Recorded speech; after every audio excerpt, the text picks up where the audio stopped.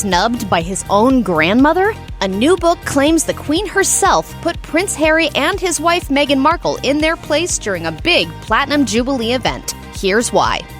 In the weeks leading up to the Queen's Platinum Jubilee celebrations, there was plenty of online chatter about how Prince Harry and Meghan Markle would be received upon arriving back in their former home. The royal defectors stepped down as senior working members of the family in early 2020 following ongoing issues with the British tabloid media and its harsh treatment of the former Suits star. The Duke and Duchess of Sussex sat down for a tell-all interview with Oprah Winfrey in March 2021, during which they laid out in detail just how tough it was being part of the monarchy.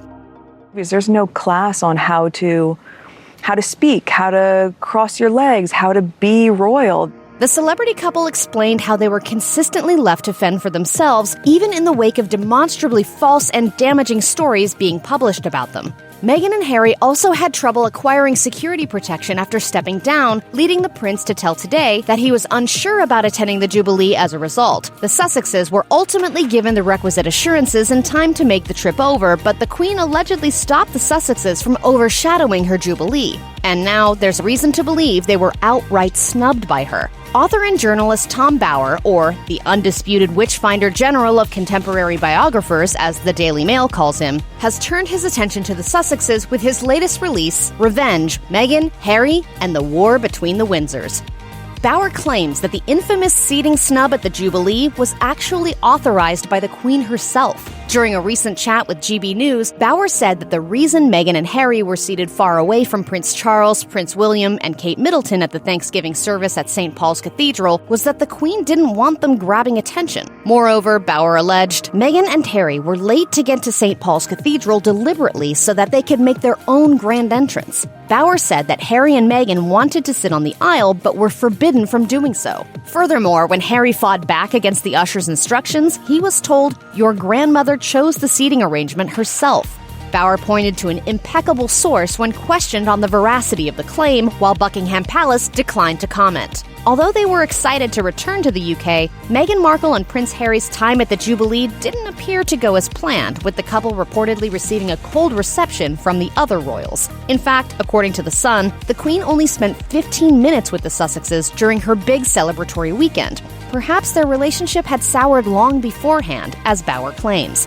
In an excerpt from Revenge, published in the Sunday Times, Her Majesty is recounted as saying, "Thank goodness Meghan is not coming," in regards to the Duchess being too pregnant to attend her late husband Philip's funeral in 2021. The Queen was allegedly speaking to some of her most trusted staffers on the day of the service. Harry notably attended the event alone and was spotted chatting amiably with his estranged brother Prince William. He and Meghan later visited the Queen together privately in April 2022 ahead of their appearance at the Invictus Games. It was just a couple months before the couple returned to Britain for the first time with their 2 children to attend the Jubilee. Being with her, it was great. It was just so nice to see her. There's reason to believe the Queen was right to worry about Meghan Markle in particular stealing focus from her, since Bower claims she and husband Prince Harry ultimately decided to relocate to California because the former Suits star couldn't stand sharing the spotlight. In his GB News interview, Bower claims that although Meghan married for love, she also desperately wanted to increase her public profile. Bower explained, "In the end, very quickly, she discovered that she wasn't going to get the status of number one, which is what she wanted." There is only one number one in the royal family, and the rest of the family is there to support the Queen. Thus, according to Bower, Meghan realized Hollywood made more sense for her. The biographer did acknowledge, however, that the former actress was demonstrably successful in her goal, since she's now considerably more famous than she was before.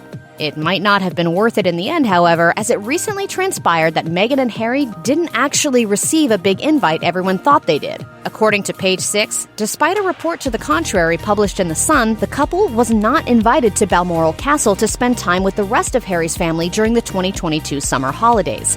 It remains to be seen who made the call, but judging by recent revelations, it might have been Her Majesty herself.